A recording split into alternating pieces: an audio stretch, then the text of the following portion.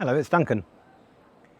Last week we learned how to test our HTMX interactions with the Playwright browser testing library. The resulting tests were more signal to noise though, so this week we look at extracting useful and reusable abstractions from the raw code. On the way, we learned some useful techniques to extend a Java library with Kotlin.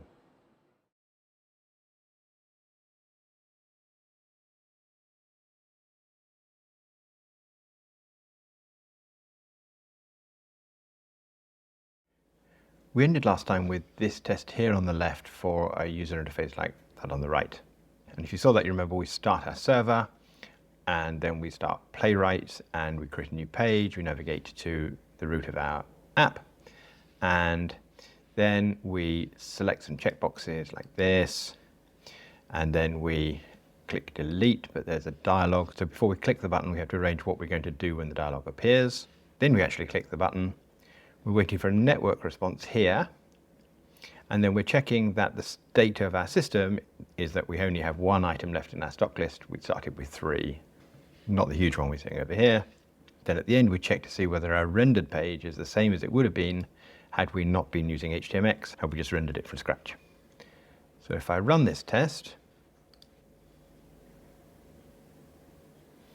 then it passes, but we don't actually see much, and that's because we removed some launch options here, like set headless false, so that it shows the browser, and set slow-mo to say 250 millisecond delay between operations. And now if I run this, you can see the browser pop up, select, but the browser hasn't gone away, which is interesting. Let's close it.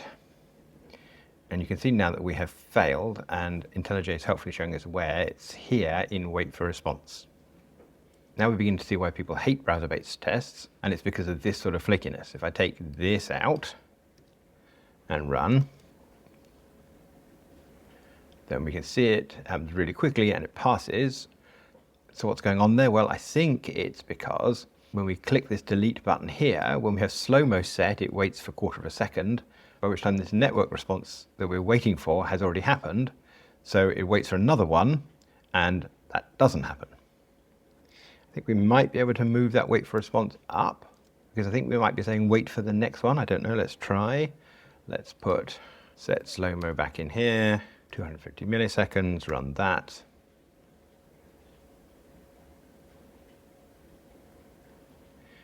No, so it's now waiting for a response to happen here before it clicks the delete button, but that's too early. Add to all that, we still had this problem here with this Thread.sleep. And that, if you remember, is because HTMX allows animations. So it adds CSS classes to support that. And we had to wait for all this to be cleared before we check that our reloaded page is the same as our plain rendered page. What we'd like to be able to do is wait properly for HTMX to have finished. And HTMX fires an event to say that it has. So we should be able to listen for that event somehow and at least get rid of this Thread.sleep. So let's work out how to do that. Maybe the AI knows. Let's try, how can I use Playwright to wait for an arbitrary JavaScript event to fire?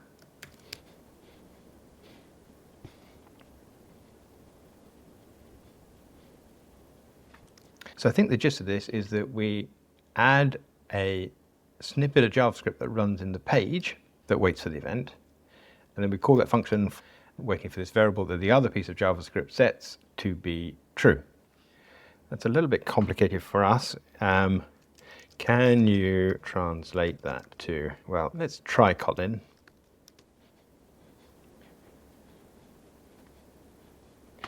Well, if that works, it's remarkable. Let's give it a go. We'll take this and put it in here rather than Thread.sleep. And then we'll put in this. And we don't want a data loaded event.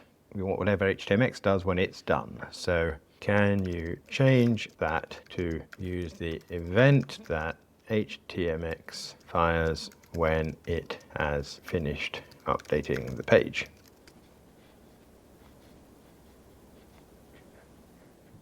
Well, goodness me, that's quite impressive, but I do happen to know that it's not HTMX on after load that we want, but HTMX after settle. So maybe I think we'll just put that in here, htmx after settle. And the settling is about the CSS transitions. But we can leave this alone for now and just see whether that works.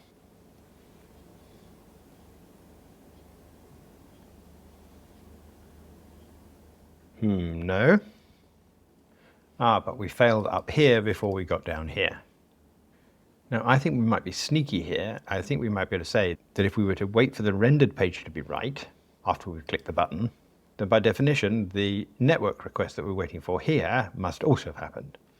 So I think we should be able to take this and move it here and take out this wait for response.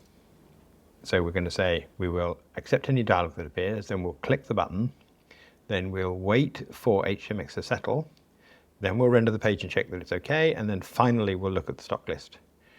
Worth a try? Well, still hanging, but maybe we got further. Look at our stack trace, error target closed. And that was here. We're still waiting for that function. I think we may now be in the same sort of race condition that this event has already happened because delete button click is happening slowly. So again, I'm just going to take that out and see whether this passes as it is. Well, it does. And once again, we see the problem with browser-based tests. I suppose we could add this listener very early on. So once we've got a new page, we could then evaluate, well, that was a rubbish format. Let's just fix it ourselves. Now the listener will be there, and so our variable will be set in order for us to test here. So I think that might work. Let's give it a go.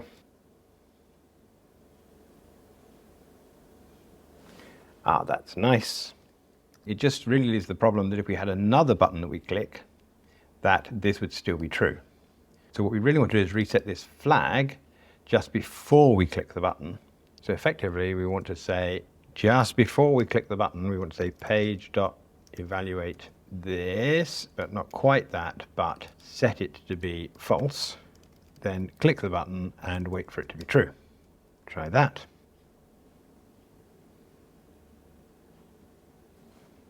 Good. Now I think we might just rename this to be htmx has settled. And now I think we might call this something like install htmx support.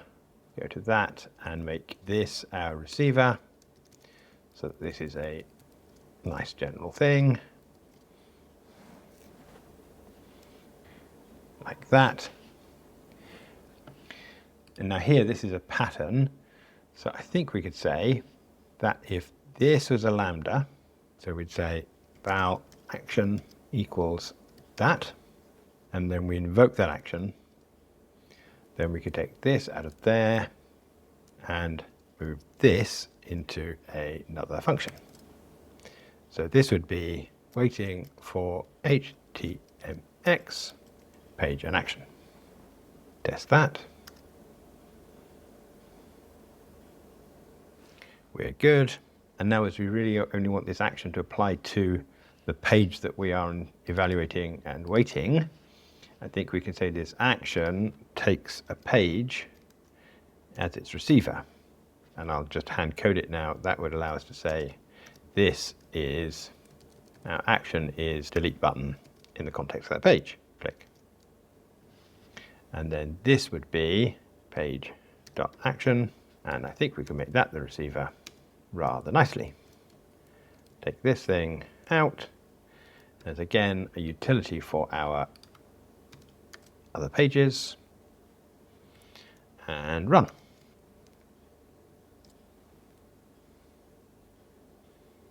That's rather nice.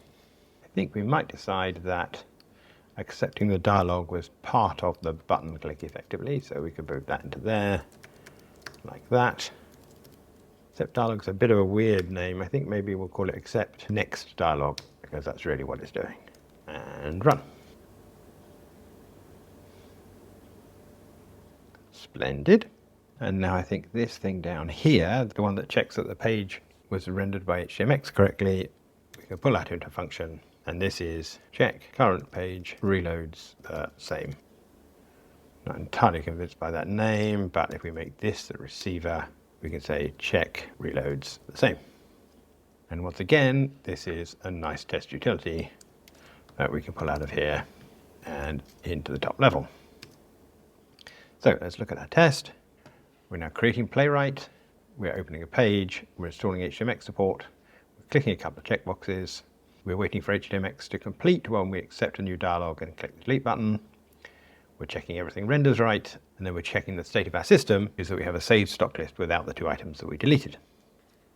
Now, last video asked the question whether it's possible to start on a random port, and it turns out it is. We could start with port 0, which will find an unused port, and then if we remember the server,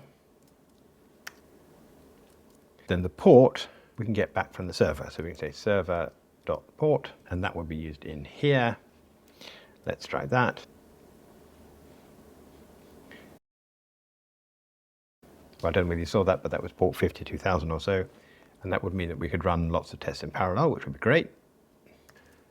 And now I think as well as Playwright, we'd like to shut down the server. So I think we should be able to say server.start.use as server is a closable, and put that around there. Check that. Still good. Now then, it looks like they've got a lot of boilerplate here, but the gist of our test is effectively this bit here. Maybe not that bit there. So now I think we're going to pull the same lambda stunt. We'll say that if the bits here that we want per test was a lambda, we'd say this is val logic, if you like, and then we could just invoke that here. Now this logic is going to want to know about the page. So I think we're going to say that logic is a lambda that takes the page as the receiver and returns, well, let's say unit for now. Now we could pass the page in on the invocation. And that would allow us to take this out of here and specify it outside all of our gubbins. And as the page is the receiver, in fact, we don't need any of these. Tidy up down here, run. Good. And now we can pull this out of our test as a run Playwright test. In order to be generally useful, we don't want to ping that to our app roots, so we can make this a parameter. This is our handler. And that's a bad order, so we'll move the handler up. Check that. Good. And now this is decoupled from our test as well, so we can bring it out of here up to the top level for anything else that wants to use it. And that should let us inline our logic. And then move the lambda out of the parentheses. So our main is now run a Playwright test on the app roots where we check the checkbox, wait for HTMX, check it reloads the same, and show that we have the stock list on disk correctly modified. Run that. And that's rather pleasing. What if we don't always want to see the UI? Well, I guess we can pull this thing out as a parameter. Again, in a pathologically bad place, but I think we can then say that the default for this would be just launch options. So let's copy that and put the parameters on separate lines, default that to that, fix the ordering of this again, run. Still good. And what if we didn't want to use Chromium? Well, the browser type is a method on Playwright. So I think again we'll pull the lambda trick. We'll say when we're in here, if we had some sort of function that was taking playwright and calling Chromium on it, then we could invoke that in here. Now if we made that take playwright instead as a receiver, so this would be a playwright lambda receiver. What does that return? Well, it returns a return type of this, which is a browser type. So we'd say that is a browser type. So that can be just Chromium in there. Here, though, we have to give it the playwright object. But now we can pull this out of here, all the way up here, for example. And I'm going to introduce the parameter by hand, because otherwise IntelliJ is going to change the ordering again. So we'll say here, this is our browser, I don't know what, which is playwright to browser type and defaults to Chromium. Put in the comma, and that's not an equals, which is why everything is so terminally confused. Right, so now we can use the browser in here. Get rid of that. This I think we can just replace with the lambda of Chromium, or so I thought. Evidently not, never mind. I think maybe we'll just call this browser type, even though it hasn't actually got that type. And up here now we should be able to say, well, it's all gone a bit wrong, but we're going to run on our roots these, and our browser type is going to be a lambda that takes playwright and returns, for example, WebKit. I think we'll find out if we can put a comma in there. Oh, wow. Fix that like that. Maybe import from browser type and run.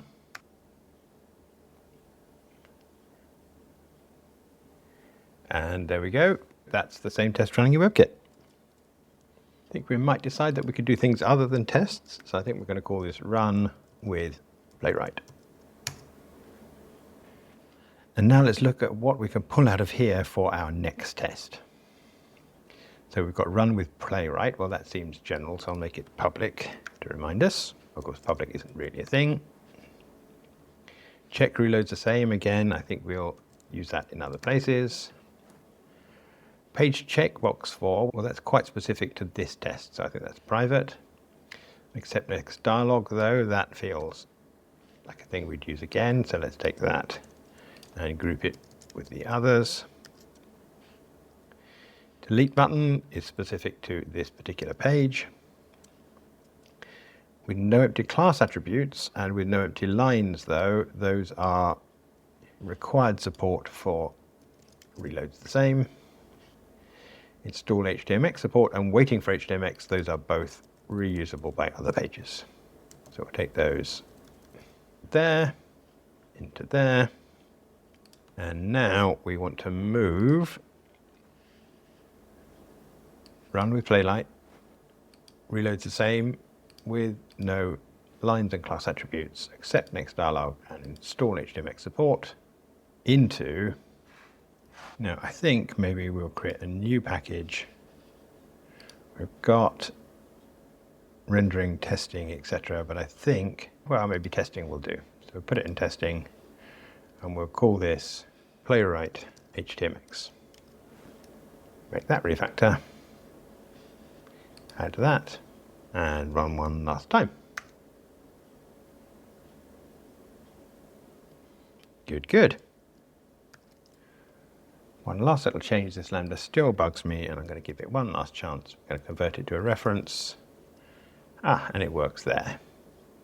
So having done that, I think we might say that that would work in here, but with playwright Chromium.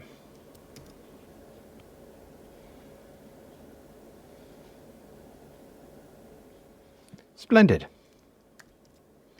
Let's commit that as tidy and extract playwright utilities from delete items acceptance tests. Commit. And that's rather pleasing. Just before we finish, this is staring me in the face a bit. We've got, let's pull this side by side. we have an issue with default options. I think I might want to be able to set a flag in the test, which is whether or not we run headless and slow-mo. If I do that, then we could say val show running, which is true to start with. Now, my launch options then are going to be, let's make a field out of that in here. So my launch options are if show running, I want that. Else, I want whatever the default is, and now I need to know that that's just launch options. So I can put that in there. Need to import it, it seems, and likewise there, and now probably import like that. The issue is, though, that this code has to know what the default is in here. What we can do instead, though, is we can make this nullable and default it to null. And then in here, we can say val actual launch options is my launch options if they're not null, but if they are, I want whatever my default was before, which is empty ones. If I use those in there, tighten that up, then that allows me to use null in here if I just want whatever the default is decided by run with playwright. Now, that is strangely, it's fixed itself. So let's reformat that, like that. And now if I switch slow running to be false, and I don't think I ever really wanted WebKit, so I'll take that out of there, put that in, and run. And that all works, but headless, so we're taking these launch options here. And that's just a way, really, of allowing us to call run with playwright one way or the other, depending on the value of a flag, and use whatever defaults it decides are appropriate. I think I'm going to import that and commit. And I think we'll just amend that because we didn't push. Wunderbar. So all that work has got us not just a lot less noisy test here, but also a bunch of utilities that we think we can use in other tests. So I'm going to take this opportunity to add an add item acceptance test, but I'm not going to talk you through it. I think we'll just run it on fast forward for posterity.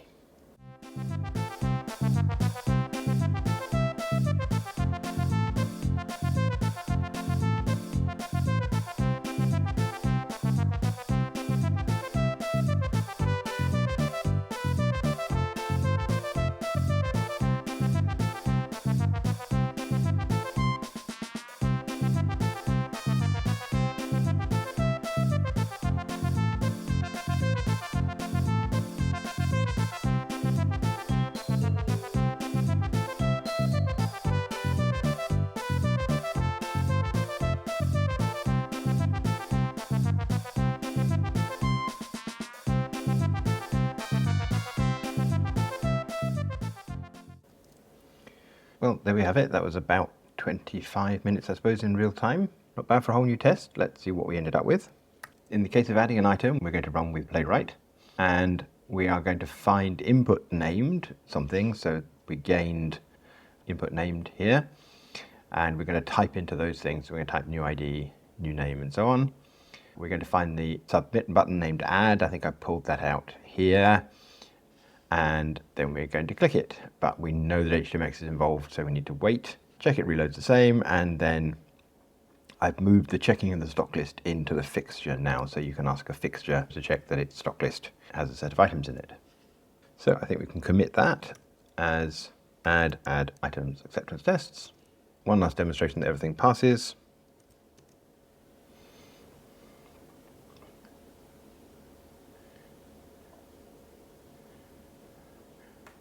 Oh, and that reminds us that we should switch show running to be false. Now it's working. Commit that. And I think we're done for the day.